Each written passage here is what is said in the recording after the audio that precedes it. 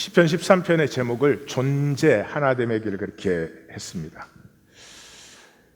사는 길이 두 개의 길이 있습니다. 존재로 사는 길이 있고 조건으로 사는 길이 있습니다. 다시 말씀드리겠습니다. 존재로 사는 길이 있고 조건으로 사는 길이 있습니다. 조건은 하나님 나라에는 없습니다. 인간 세계가 있는 동안에 있는 것입니다. 그러므로 조건은 인간 게임 속에만 통하는 것이고 내가 육체를 입고 있는 동안에 있는 것이고, 존재는 영원한 것이고, 또 그 존재 자체라고 하는 것은 하나님이 창조하셨으니 하나님 외에 그 어느 누구도 존재를 없앨 수도 지울 수도 없는 그런 것입니다. 기라성 같은 선지자들이 있었습니다. 이사야, 예레미야, 또 에스겔 뿐만 아니라 아모스라든지 스가랴, 스바냐, 정말 어두운 밤에 찬란한 빛 같은 그런 선지자들이 하나님의 말씀을 증거했습니다. 그런데 그 하나님의 백성들이라고 부르는 그 사람들이 그 말씀을 다 들었지만 그 말씀에 순종한 사람은 극히 소수였습니다. 그래서 예수님은 부르심을 받은 자는 많지만은 택함을 받은 자는 극히 소수다, 그런 말씀을 하셨습니다. 그 기라성 같은 선지자들이 말씀을 전해도 그런데 내가 말씀을 전하는 것입니다. 부족한 제가. 그래서 참 말씀을 전가하러 쓸 때마다 가슴이 무겁기가 한이 없습니다. 오늘 부족한 제가 증거하지만 우리 성도님들은 주님의 음성을 들으실 수 있으면 좋겠습니다. 동화로 시작을 하겠습니다. 동화는 우리가 다 잘 알죠? 동화는 예쁘게 꾸민 잔인한 이야기들이에요. 모든 동화는 굉장히 잔인합니다. 이걸 예쁘게 꾸며놨어요. 사실은 이 존재 세계를 이야기하는 것이기 때문에 굉장히 비현실적이에요. 인간 세계, 인간 게임으로 보면 굉장히 비현실적인데 한 번 들으면 영원히 잊혀지지 않아요, 되게. 왜 그러냐 그러면 이게 존재의 세계지기 때문에 그렇습니다. 존재의 진실을 얘기하는 거죠.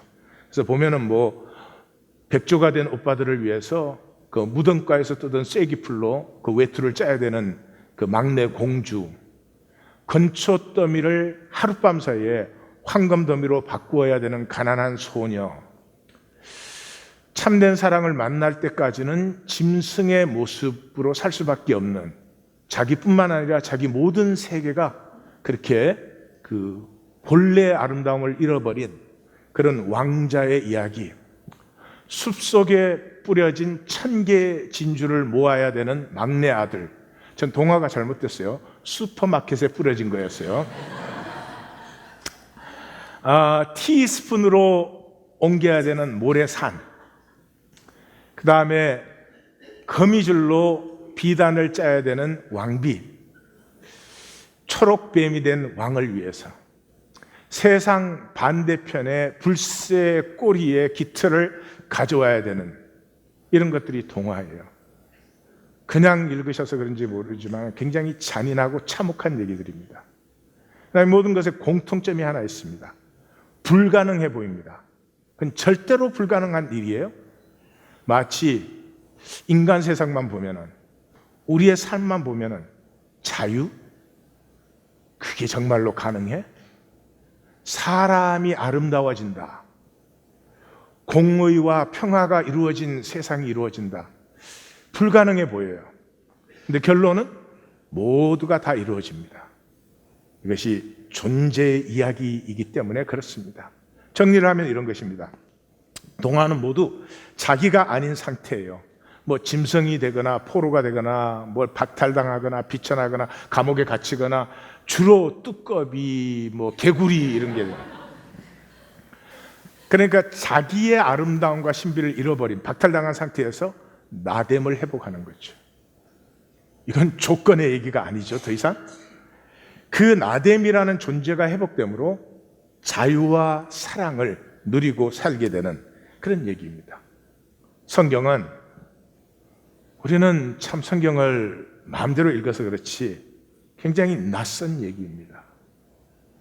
성경은 이 세상을 악하고 음란하다 그렇게 말합니다. 예수님은 여러 번 반복하셨죠. 악하다는 말은 죄성을 얘기하는 것이고 음란하다고 하는 것은 우리 육체를 얘기하는 것이죠. 세상이 그것으로 사는 것 아닙니까?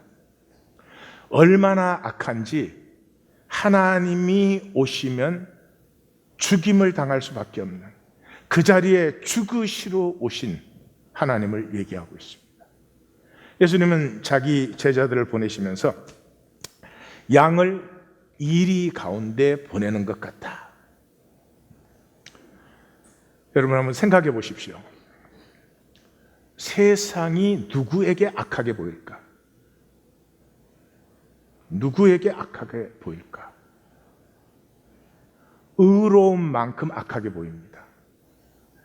내가 의로우면 왜 이렇게 세상이 잔인한지, 왜 저렇게, 이유는 그냥 저 가난한 나라에 태어났다는 것밖에 없는 그 한 가지 이유 때문에 아이가 아픈데 약을 쓰지 못해서 죽어야 되고, 지금 지구의 절반은 태어나서 죽을 때까지 맑은 물을 마셔보지 못해요. 그나마 그냥 두지 않아요. 뭐 기름 때문에 뭐 때문에 전쟁들을 일으켜가지고,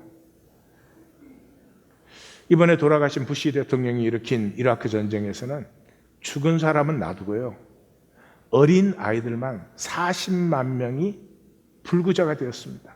다리가 잘리고 팔이 잘리고 눈이 멀고, 걔들은 일생 동안에 그 핸디캡을 안고 살아야 되는 것입니다. 의로운 만큼 어떻게 이럴 수가, 어떻게 사람들이 사는 세상이 이럴 수가 있을까? 그 참혹함을 부인할 수가 없습니다. 그러나 의롭지 않으면 별로 상관없습니다. 안 됐죠. 안 된 일이 많이 일어나죠. 그러나 관심은 그게 아니죠. 그냥 나 편하면 되니까. 일단 내가 편해야 뭘 할 수 있으니까. 그래서 이 시편 13편의 시인은 굉장히 의로운 사람이라는 걸 볼 수 있습니다. 어떻게 이럴 수 있습니까, 세상이? 그러니 하나님의 눈에 세상은 얼마나 악하고 음란하겠습니까? 브록백 마운틴이라고 하는 그 작품이 있는데, 단편집들이 여러 개의 단편들이 모여 있는데 영화로도 나오는데, 영화는 저 단편 중에 그냥 한두 개를 갖고 만들어 가지고 사실 책하고 좀 거리가 멀어요. 그러는데 이 브록백 마운틴이 얘기하고 있는 것은, 그동안에 이게 중서부의 백인들이 이 카우보이 문화를 굉장히 이렇게 막 미화시켰죠. 항상 그 원주민들 아파치가 나오면은 막 소리도 이상한 소리를 질러대고, 막 그 화장도 이상하게 하고, 그래서 약간 사람은 사람인데 100% 사람이 아닌, 그래서 그들을 용감하게 무찌르는 이 백인 용사들, 뭐 새빨간 거짓말. 그래서 말론 브란드라는 그런 배우는 나는 서부 영화에는 결코 출연하지 않는다, 그런 얘기를 했죠. 모두가 아는 얘기죠. 근데 이제 이 브록백 마운틴이라고 하는 작품을 쓴 애니 프루라고 하는 이 사람은 그 카우보이 문화 영웅시한 그 남성의 뭐 멋진 그 매스큘리니티, 그런 것, 그 마초, 이런 것 뒤에 숨어 있는 두려움과 불안과 치사찬란함과 참혹함과 그런 것을 솔직하게 적은 작품이에요. 이 백인들이 원주민들을 착취하고 학대하고 그들의 땅을 다 빼앗고 그 600개 넘는 부족 중에서 300개 이상이 멸종되어 버린 그 참혹한 현실의 그 본 모습을 직시하게 만드는 거죠. 이 작품에 굉장히 유명한 한 귀절이 나옵니다. 어쩌면 이 작품을 세계적인 작품으로 만든 게 이 한 라인일 거예요. 지옥에선 모두 한 잔의 물을 구할 뿐. 결국 지옥에 가면 필요한 건 한 잔의 물밖에 없는데 무엇을 가지겠다고? 도대체 얼마나 뺏어야 된다고? 남에게도 참혹하고 그렇게 하려고 하는 자신들의 가슴도 다 참혹하게 깨어지고 부서져서 아름다운 삶의 모습은 온데간데가 없는 이 처참한 삶의 자리. 안 보시겠어요? 정말 없는 척 하실 거예요? 그런 작품이죠. 13편의 시인은 바로 그것을 부르짖습니다. 어느 때까지? 이 시편은 6절밖에 안 되는데 나가 18번 나옵니다. 어느 때까지 나를 잊으십니까? 영원히. 어느 때까지 주님의 얼굴을 내게서 숨기십니까? 어느 때까지 내 영혼이 번민해야 되고 어느 때까지 내 가슴이 피탄에 젖어야 됩니까? 어느 때까지 내 원수가 나를 치며 자랑해야 됩니까? 어느 때까지 이렇게 외치지만 이 시인은 답을 요구하는 게 아니죠. 이해하고 싶은 게 아니죠. 왜 이런지. 뭐를 요구하고 있습니까? 하나님이 어디 계십니까? 하나님이 정말 계신다면 이런 세상을 두고 보실 수가 있는 것입니까? 증거를 보이시오. 하나님이 계시다면 증거를 좀 보이시오. 좀 부르짖는 거죠. 그 다음에는 여호와 내 하나님이여 다시 나를 좀 주목하소서. Hear me, 나를 좀 들으소서. 내 눈을 밝히소서. 내 눈을 밝히소서라고 하는 것은 하나님이 안 계실 리는 없겠죠. 그런데 내게는 하나님이 안 보입니다. 하나님의 임재가 안 보입니다. 하나님은 부재하십니다. 내 눈이 잘못된 거겠죠. 나로 하나님의 임재를 좀 보게 하옵소서. 그리고 그는 두렵다고 합니다. 두 가지입니다. 내가 사망의 잠을 잘까? 이러한 참혹한 상황, 이 인간들이 만들어내는 그 한 잔의 물이 필요할 뿐인데 뭐를 더 뺏어야 된다고? 미국이 뭐를 제3세계에서 더 뺏어내야 된다고 하는 건지.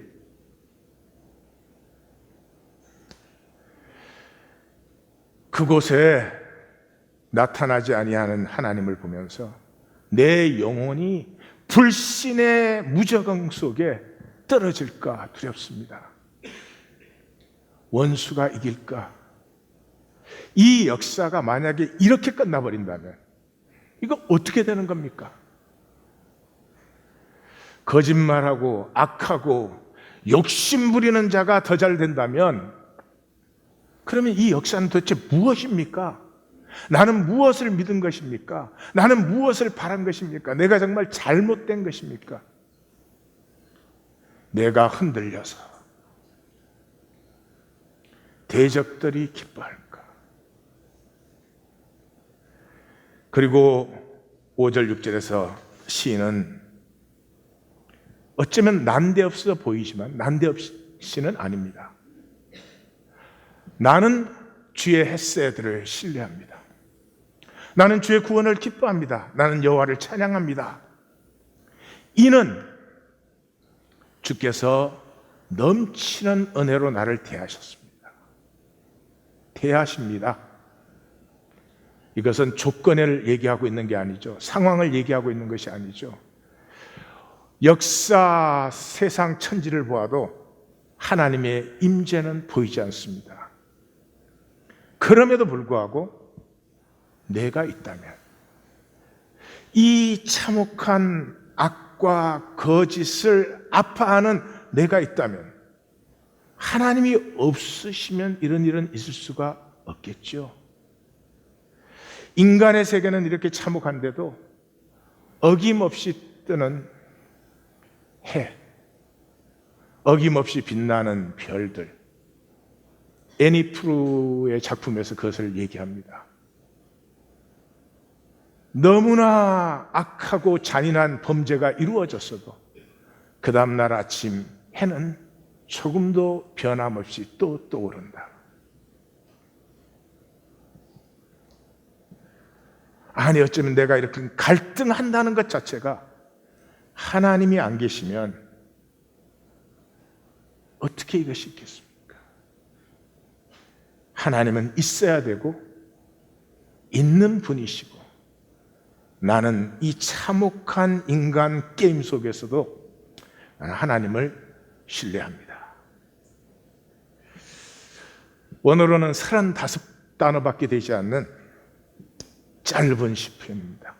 우리는 이게 번역이 정말 어려워요. 그래서 2절, 1절 번역하는데 17단어를 썼어요. 그러니까 이 참 시편 느끼기 힘들죠. 부르짖음이 짧다는 건 뭐예요? 안타깝다는 거죠. Do your part. 하나님 도대체 뭐 하시는 거예요? Do your part. 물에 빠진 사람이 뭐 이러면은 어떻게 해요? 제가 물에 빠졌는데 물의 밀도가 제 밀도보다 낮아서 제가 자꾸 물로 깔아앉고 있는데 부디 누가 도와주시면 후환사례를 하겠습니다. 그럼 걔는 이렇게 눌러야 돼. 어떻게 물에 빠졌으면 살려줘! 그래야지. 그런 시편이죠. 전체적이에요. 통전적이에요. 역사의 악과 죄는 어둠보다도 더 깊은데 하나님은 부재하시고 악한 자들이 이기고 자신은 흔들려요. 선하게 살아서, 믿음대로 살아서 정말로 될 수 있는 일인가? 이거 혹시 내가 뭐 헛것을 보고 있는 것 아니야? 이런 흔들림이죠. 그 안에 두려움은 무서움이 아니죠. 무서움이 아니죠. 내가 믿고 살아온 그것이 허상일까 봐, 나 이대로 불신의 늪에 빠져버리는 건 아닌가? 역사의 종말은 결국은 거짓이 승리하게 되는 것 아닌가? 이런 것이죠. 그 절망 한 가운데서 이 고백을 드리는 거죠. 그게 사랑입니다. 자식이 아무리 악한 짓을 해도 엄마의 가슴은 beyond reason, 어떤 논리적인 결론이 아니라 그 아들이라는 존재 자체를 사랑할 수밖에 없는 것이죠. 생명이 있다면, 역사가 있다면 하나님이 계신 것이지. 이 자연계에 이 신비가 있다면 헤세드는 있을 수밖에 없는 것이지. 이 시편은 말하고 있지 않지만 사실은 이미 고백이 된 것이 있습니다. 하나님의 부재가, 임재가 느껴지지 않고 하나님이 부재하시는 것 같지만은 사실은 그것은 내 에고가 내가 원하는 시간에, 내가 원하는 장소에, 내가 원하는 방식으로 하나님의 임재가 있기를 원하기 때문에 하나님의 임재가 경험되지 않는 것이죠. 하나님의 길에 서면 하나님의 임재로 충만할 텐데, 내 길에 서서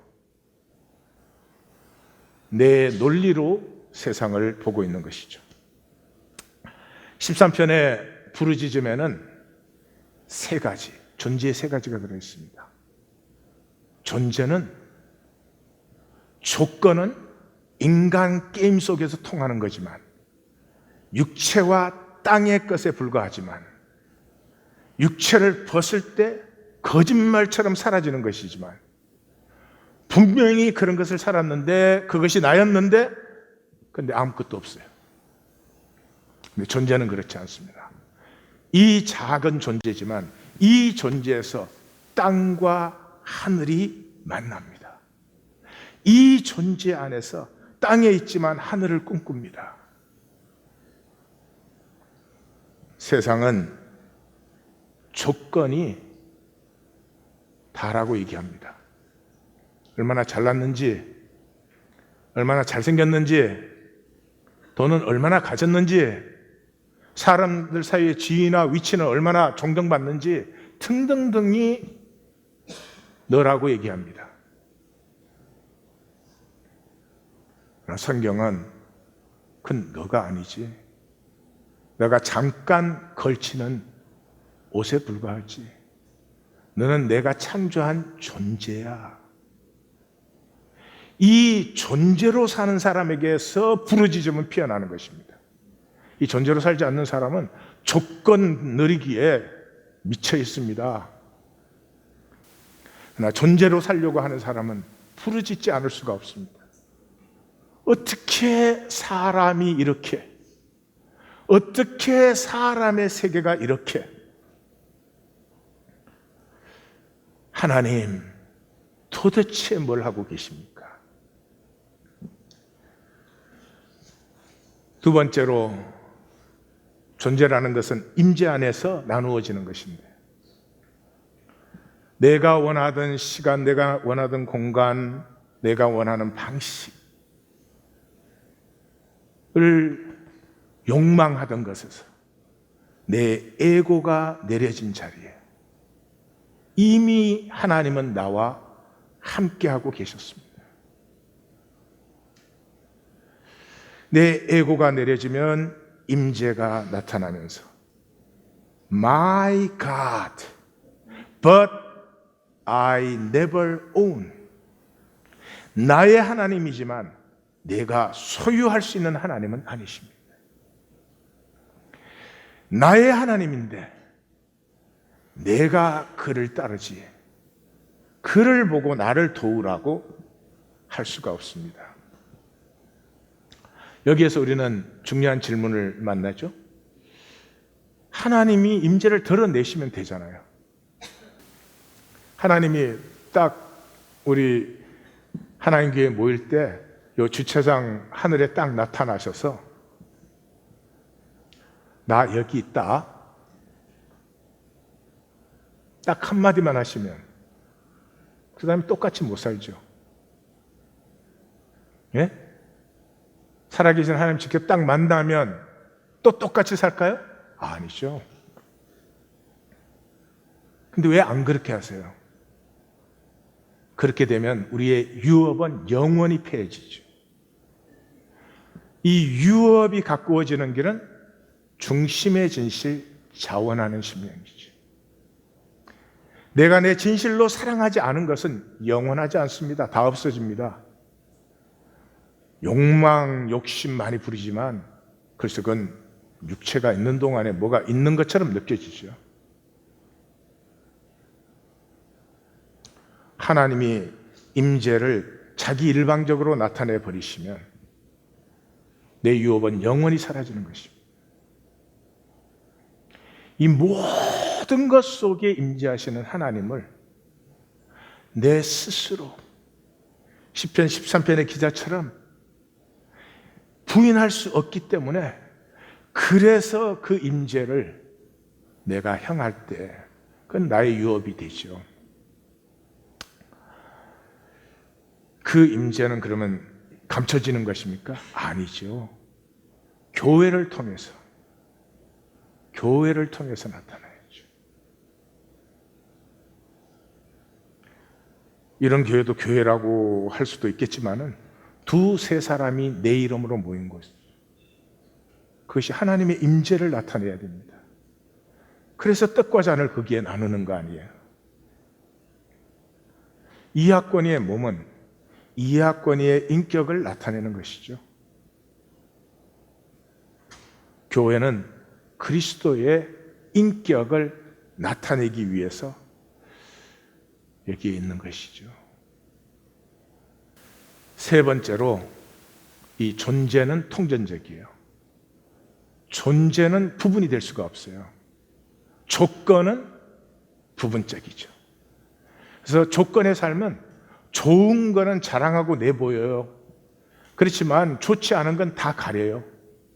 그 가리는데 참 안타깝게도 우리의 일생의 에너지의 대부분을 가리는데 사용하고 있습니다.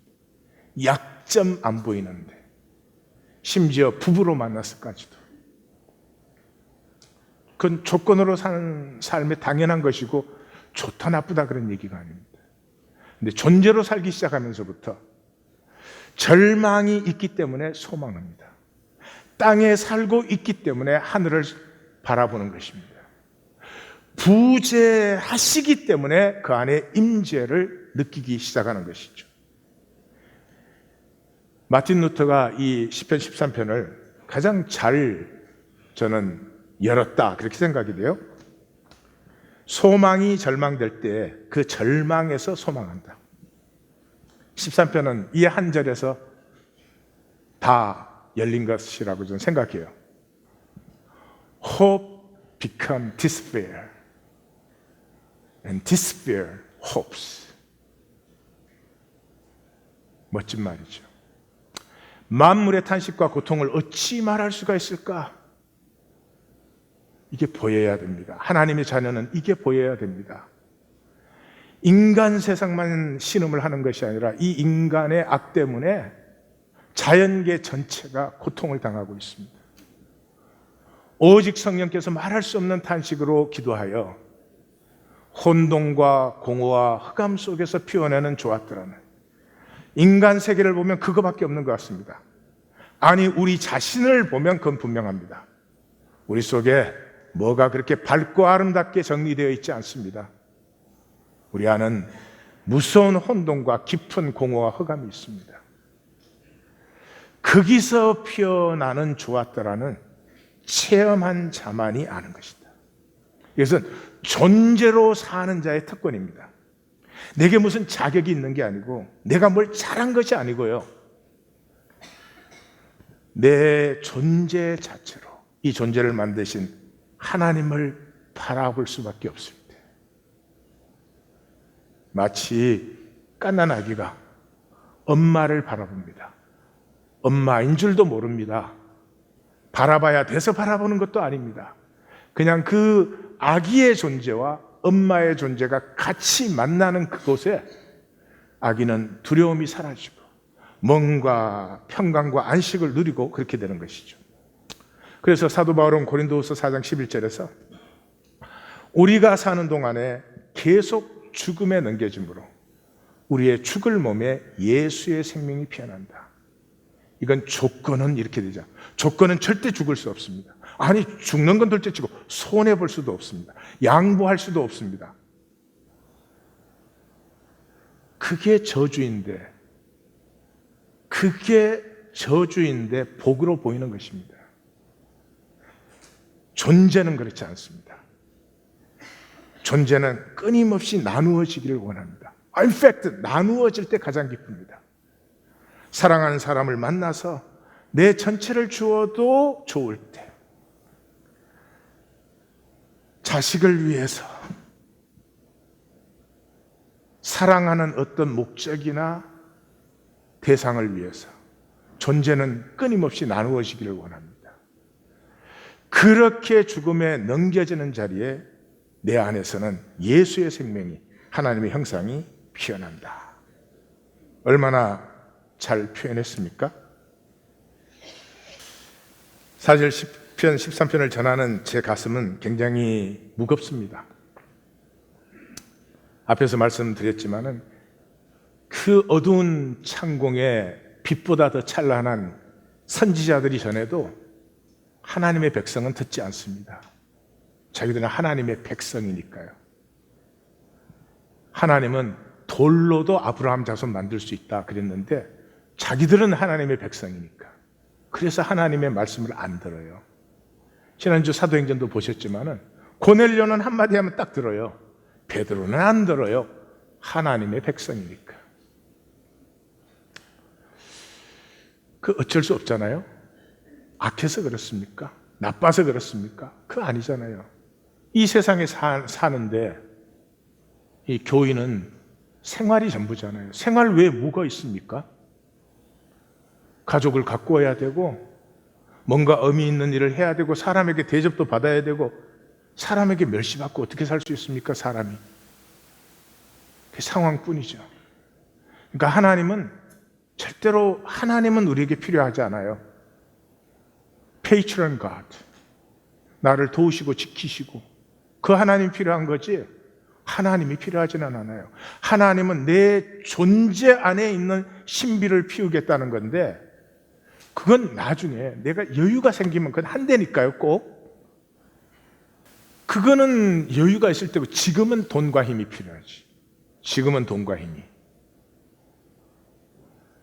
바로 그 존재를 슬쩍 미루어 놓고 조건에 미쳐 있는 그 삶이 허무한 것을 잘 압니다. 우리가 모르지 않습니다. 제가 말씀 안 드려도 다 이해합니다. 아니 똑같은 한 해를 지금 몇십 번을 반복한 것입니까? 올해도 또 이렇게 지나갔네? 다 알고 있습니다. 그럼에도 불구하고 이 도전이 쉽지 않아요. 애를 학교에 보내도 돈이 있으면 애가 좀 대접을 더 받습니다. 가난한 아이들이 왕따 당할 확률이 훨씬 높습니다. 그 정도면 괜찮아요. 교회까지도. 교회에 와서도 돈이 있으면 대접을 받아요. 참 비극적인 현실입니다. 우리 하나인 교회도 상대적으로 저는 그래도 건강하다고 확신하고 알지만은 그래서 완전히 자유하다 그렇지는 않을 거예요. 그것이 우리의 삶이에요. 거기에 제가 지금 말씀을 전해야 되는 거죠. 그러니 이 주일 새벽에 저는 잠을 못 자본 지가 오래된 것 같습니다. 오늘 새벽도 깜깜한 어둠 속에서 일어나서 하나님 앞에 기도를 하면서 잠깐 기도한 것 같았어요. 근데 시계를 보니까 1시간이 훨씬 넘었어요. 이 말을 제가 성도들에게 전할 수 있습니까? 성도들에게 전한들 성도들에게 이 말씀이 말씀될 수 있습니까? 그 한 가지가 그렇게 안타까워요. 그래도 그 말씀을 전할 수밖에 없죠. 우리는 에고로 살기 때문에 우리는 하나님의 부재밖에 보지 못합니다. 그러나 그 속에 임재가 있다는 사실을 전해야 됩니다. 그리고 교회 다니는 것이 아니고요. 종교 생활이 아니고 중심의 진실과 자원하는 심령으로 내 안에 창조하신 하나님의 형상이 피어날 때만 내 삶은 약속하신 영광의 자유를 향해서 일어나 열리고 피어나기 시작하는 것입니다 하는 말씀을 전해야만 합니다. 그것이 참 제게는 무겁고 안타깝습니다. 시편 13편은 존재의 시편입니다. 존재라고 하는 것을 다른 말로 쉽게 하면은 몸입니다. 몸. 조건은 절대로 행복하지 않습니다. 대통령이 되어도 행복하지 않잖아요. 재벌이 되어도 행복하지 않잖아요. 왜냐 그러면 행복은 존재에서 피어나는 거예요. 조건은 다 비교적인 거잖아요. 예. 하나님이 우리에게 몸을 주셨잖아요.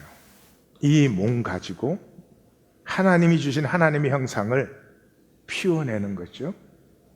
피워냄으로 말미암아 내게 주신 생명, 내 영혼이 생명 피우는 능력이 생기고 자라나는 것이죠. 그러면 육체를 벗은 뒤에 이 하나님의 생명이 내게서 무한히 영원토록 피어나게 되겠죠. 그 생명력을 기르려고 그 훈련의 도구로 우리에게 몸을 주신 거죠.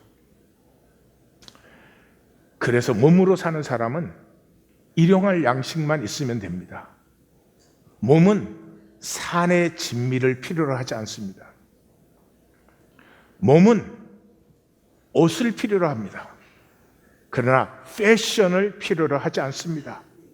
그건 인간 게임이 만들어낸 허황한 거짓입니다. 중독적인 허상입니다. 몸은 거주할 집이 있으면 됩니다. 가족들이 함께 할 수 있는, 그게 아파트였느냐 맨션이냐 그런 게 문제되지 않습니다. 그러나 몸이 아니면 이 모든 것들이 갑자기 허황해지기 시작합니다.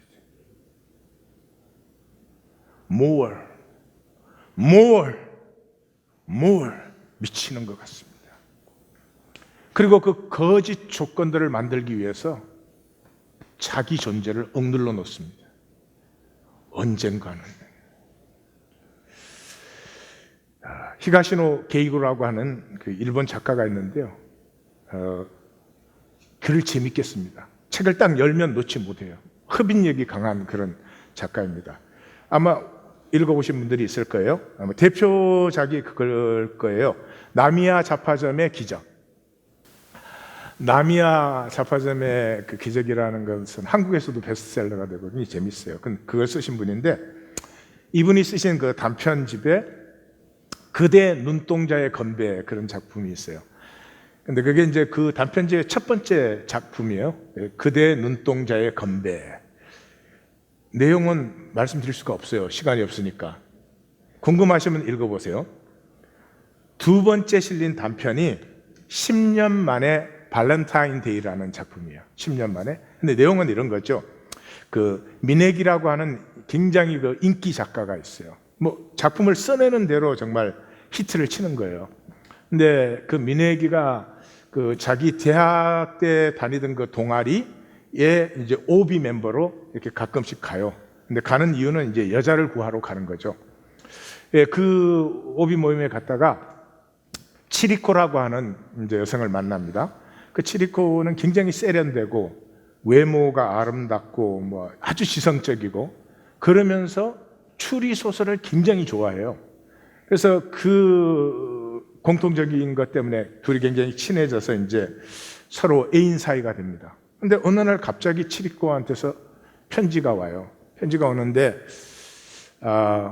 자기가 사정이 있어서 더 이상 만날 수가 없다. 나를 이해해 달라. 그러고는 연락이 완전히 딱 두절되어 버린 거예요. 그러니까 이 미네기는 뭐 처음에는 좀 찾다가 그걸 포기할 수밖에 없었는데 10년이 지난 후에 이 치리코한테서 연락이 온 거예요. 한번 만나자.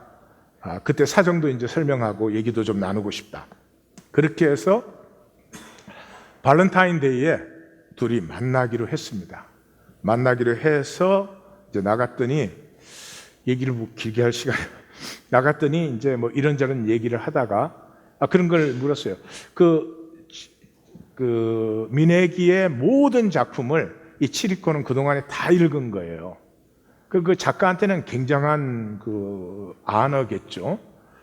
근데 그래서 이제 둘이 얘기를 하는데 갑자기 후지무라 에미라는 그 여성을 아느냐 그래요. 그래서 미네기가 이러면 들어본 것 같은데 누구지? 이래요. 예, 그러니까 이제 이 치리코 쪽에서 얘기를 하는데 스토리가 어떻게 된 거냐 그러면 원래 그 미네기가 그 에미를 이렇게 사귀었어요. 그래서 사귀다 보니까 이 에미가 추리 소설 작가가 되고 싶어서 습작을 많이 써놓은 거예요. 그래서 그 컴퓨터에 습작들이 많이 들어있는데 이 미네기가 한번 읽어봤더니 이게 습작의 수준이 아니라 대단한 거예요. 그래서 이제 그 작품 중에 하나를 신인 문학상에 자기 이름으로 이렇게 슬쩍 신청을 했어요. 근데 절대로 당선될 걸로는 생각을 못했죠. 아마 결승에 올라가기도 힘들 것이고 그래도 한번 그랬는데 이게 신인 문학상에 딱 당선이 된 거예요. 그러니까 뭐 이렇게 일본 전체 뉴스로 나오고 이러니까 이제 물러설 수가 없는 형편이 된 거죠. 그래서 그 에미를 죽여요. 그 자기 방에서 목매어서 자살한 것처럼 그렇게 죽이고, 그 다음에 그 컴퓨터에 있는 모든 그 작품들을 다 빼와가지고 그동안에 이제 그걸 가지고 인기 작가가 된 것이죠.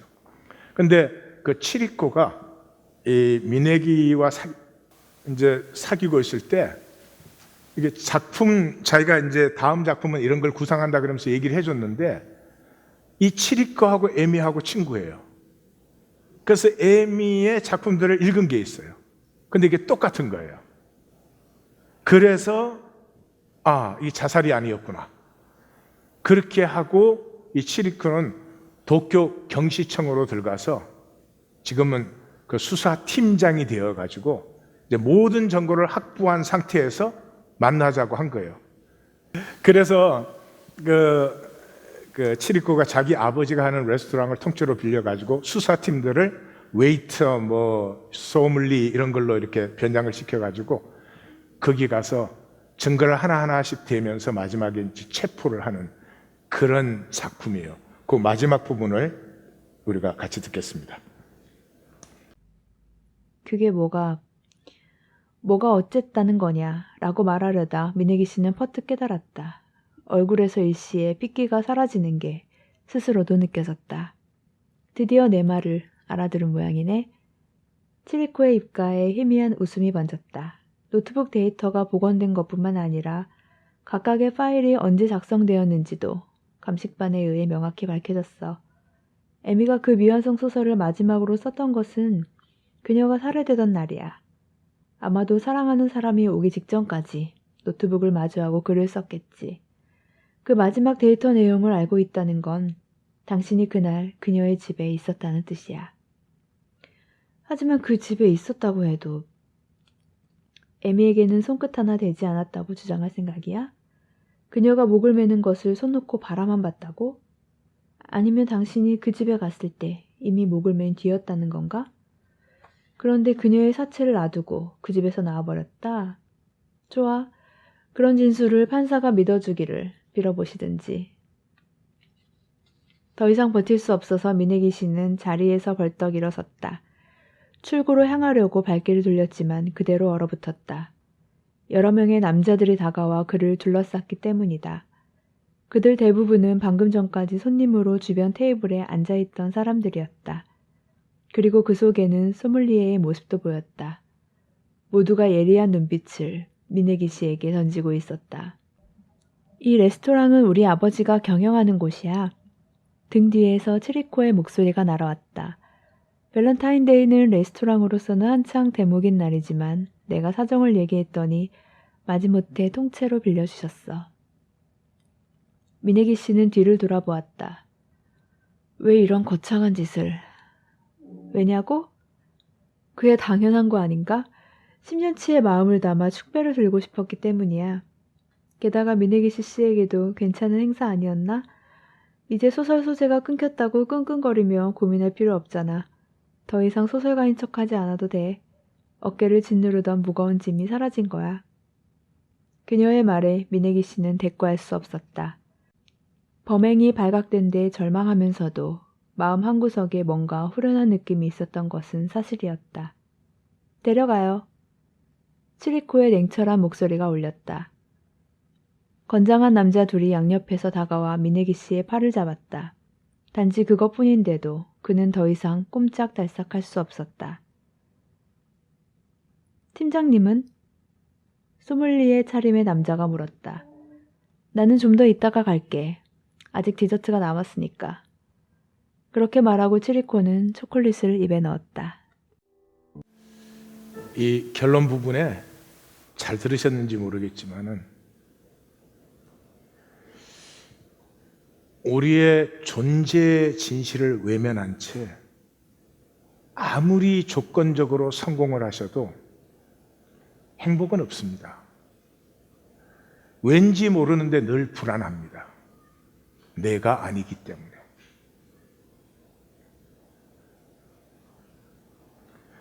이 미네기는 자기가 살인범이라는 것과 자기가 가짜로 쌓은 그 명성이 다 무너져 내리는데 안도감을 느낍니다. 드디어 나를 찾았다는 거죠. 그건 지옥의 나지요. 그래도 내가 편합니다. 천국과 지옥이 나누어지는 것은 하나님이 보내지 않습니다. 우리 스스로 택하는 것입니다. 하나님의 생명이 피어난 나든지 가짜 조건만 만들다가 허무한 나든지 나 아닌 것으로 영원할 수는 없습니다. 우리 모두는 나로 영원합니다. 11조에 대해서 다시 한번 말씀을 드리겠습니다. 잘 들어주십시오. 11조는 기독교 안에 거짓의 총화죠. 이 11조를 가지고 가르치는 사람도 드리는 사람도 바쳐야 복 받는다. 그런 기본적인 그 구도를 어떻게 할 수 없는 것 같아요.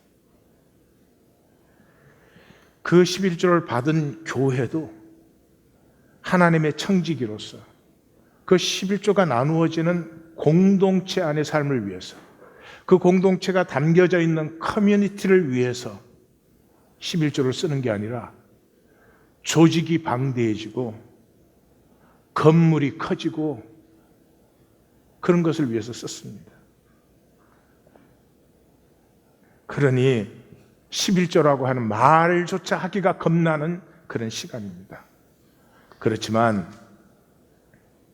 지난주 12편에 이어서 다시 한번 나누지 않을 수가 없습니다.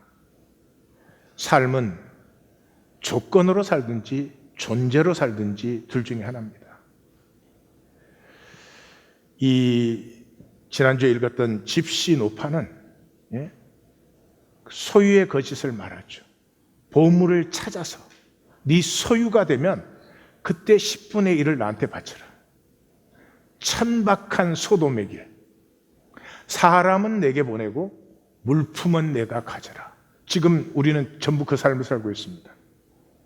물품 더 가지기 위해서, 돈 벌어서 물건 더 사기 위해서 나라는 존재는 무엇인지조차도 모르는 채 그 조건 만들기에 몸부림을 치고 있는 것이죠. 그런데 멜기세덱은 존재의 길을 얘기하죠. 살렘 왕 멜기세덱이 떡과 포도주는 주님 임재 안에서 나누는 것이죠. 그는 지극히 높으신 하나님의 제사장, 천지의 주제시요 지극히 높으신, 우리가 주님의 임재를 우리가 원하는 방식으로 확인할 수는 없지만 우리가 함께 사는 존재들이다. 조건이 귀하든 천하든 우리는 하나가 되어야 되는 존재들이다. 남자든 여자든 헬라인이든 유대인이든 야만인이든 지혜인이든 종이든 주인이든 살아있는 동안의 조건은 다르지만 우리는 서로 나누어져 함께 살아가는 존재들이다 하는 이 존재가 확인되는 순간에 비록 땅에 살지만 하늘이 이 땅의 삶에 어우러지는 것이죠. 그래서 삶은 절대로 조건이 아닙니다. 삶은 나됨입니다. 조건의 대표가 황제 아니겠습니까? 나됨을, 존재의 진실을 산 대표가 나사렛 예수죠. 나사렛 예수는 조건 면에서는 아무것도 없다 그래도 아마 맞을 것입니다.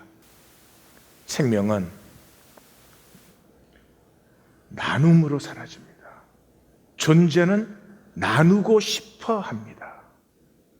나눌 수 있을 때 행복합니다. 사는 맛이 나는 거죠. 사도 바울이 증거한 것은 떡과 잔을 나누는 코이노니아였습니다. 그래서 사람이 사는 맛이 날 때 언제냐? 인색함이나 억지로 할 건 하지 말아라. 그걸 왜 하겠습니까? 아니, 짧은 생에 인색함으로 할 걸 억지로 할 걸 왜 하겠습니까? 자원함이 피어나는 그런 삶을 살아라 하는 것이죠. 넘치게, 넉넉하게 하나님의 선한 일이 넘쳐나는 그 삶 속에 하나님의 좋았더라가 피어나는 그러한 삶을 사는 삶으로 우리가 부르심을 받은 것이지, 조직 하나 만들어 놓고 돈 모아가지고 조직의 힘을 강화시키는 게 아니잖아요. 함께 나누면 얼마나 좋겠습니까? 내 것만 챙기고 내 이익만 챙깁니까? 지금의 11조는 뭐 세금 비슷해진 것 같아요. 하나님이 그러십니까? 하나님은 성부, 성자, 성령 하나님이 하나가 되신 분이잖아요. 모든 것이 나누어지는 분 아니에요. 그 형상으로 우리가 죄음을 받았다면 우리 역시 그렇게 살 때가 행복한 것이죠. 우리가 동화로 시작을 했습니다. 그래서 동화가 무엇인지를 또 들어보심으로 오늘 말씀을 마감하려고 합니다. 같이 들어보십시다. 동화는 문제에 관한 이야기. 문제에 휘말렸다가 그것에서 나오는 이야기다. 문제 상황은 무언가 되어가는 여정에서 꼭 거쳐야만 하는 단계인 듯하다. 온갖 마법과 유리로 만든 산, 지체만한 진주, 한나처럼 아름다운 미녀, 말하는 새, 잠시 뱀이 되어버린 왕은 부수적인 것일 뿐이다. 대부분의 이야기에 담긴 핵심은 역경에서 살아남는 일, 세상 속에서 자신의 자리를 찾는 일, 자기 자신이 되는 일이다. 어려움은 늘 필수사항이지만 거기서 무언가를 배우는 건 선택사항이다. 대부분의 동화는 힘없는 자들의 이야기다. 그들은 막내 아들, 버림받은 아이, 고아, 새나 짐승이 되어버렸거나 아니면 자신의 원래 모습에서, 자신의 삶에서 멀어져 버린 사람들이다.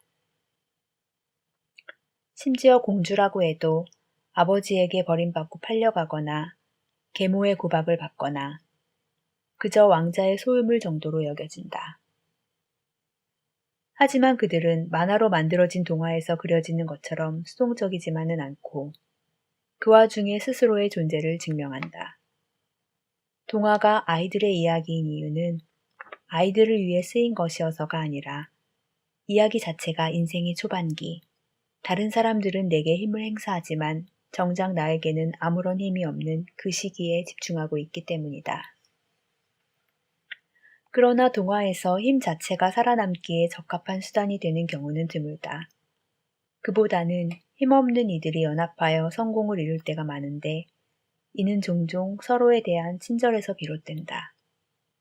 망가뜨리지 않은 벌집, 죽이지 않고 풀어준 새, 존경의 마음으로 맞아준 노파 같은 존재들이 그 행위를 뒤갚아준다. 한스 크리스찬 안데르센이 북유럽에서 구전되던 이야기를 정리한 동화집에는 계모가 등장하는 백조왕자 이야기가 있다. 이 이야기에 등장하는 계모는 11명의 의붓 아들들에게 낮에는 백조의 모습을 하고 밤에만 사람이 되는 마법을 걸어 추방해버린다. 그리고 의붓딸인 주인공도 누명을 씌워 내쫓는다. 그녀는 오빠들의 마법을 풀기 위해 교회 공동묘지에 쐐기풀을 맨손으로 모아서 천을 만들고 그걸로 윗돌이 11개를 지어야 한다. 모두 완성할 때까지 말은 할 수가 없다. 말을 하면 오빠들이 영원히 백조로 지내야 한다. 말을 할 수 없는 그녀는 마녀로 몰려 거의 화형을 당할 뻔한 상황에서도 항변할 수가 없다. 그녀는 화형대로 끌려가기 직전에 윗도리를 완성하고 그 마지막 순간에 백조들이 그녀를 구하기 위해 날아온다. 그녀가 다가오는 백조들을 향해 윗도리를 던지고 오빠들은 모두 사람의 모습을 되찾는다. 하지만 막내 오빠는 아직 한쪽 팔이 완성되지 않은 윗도리를 입는 바람에 한쪽 팔은 여전히 백조의 날개인 채로 그렇게 영원히 백조 인간으로 살게 된다. 계모의 미움을 받아 새가 되어버린 남자들의 마법을 푸는데 무덤가에서 손에 피를 묻혀가며 모은 쐐기풀과 침묵으로 지은 윗도리가 왜 있어야 하는가 하는 질문에 대해 이 이야기는 대답할 필요가 없다. 이야기는 그저 추방과 외로움, 애정과 변신에 대한 이미지, 자신의 이야기를 입 밖에 낼 수 없어 거의 죽음 직전까지 갔던 여주인공의 이미지를 설득력 있게 전해줄 뿐이다. 두 가지의 길이 있습니다. 조건으로 사는 길. 조건으로 사는 사람의 관심은 자기 조건밖에 없습니다. 제스처는 많지만 중심의 진실은 없습니다. 성경은 모든 것이 조건으로 되어 있는 세상 속에 조건으로 살아가는 우리를 향해서 존재의 길을 증거하고 있습니다. 선택입니다. 선택입니다. 어느 길이 행복한지, 동화의 모든 진정한 자신의 회복은 서로의 존재가 통할 때, 그것 때문에 생명의 위협까지도 넘었을 때, 그러므로 생명은 살아있음이 아닙니다. 좋은 조건 속에 살아있음이 아닙니다. 이 13편 기자의 부르짖음처럼 죽음과 두려움과 싸워나가는 것입니다. 그렇게 굴복해야 될 것 같은데, 그렇게밖에는 살지 못할 것 같음에도 불구하고 내 중심의 진실을 배반하지 않는 나 자신을 지키는 싸움입니다. 우리 하나님 교회가 존재로 살면서 그 존재를 함께 피워내는 그러한 그리스도의 교회가 되기를 원합니다. 기도하십시다.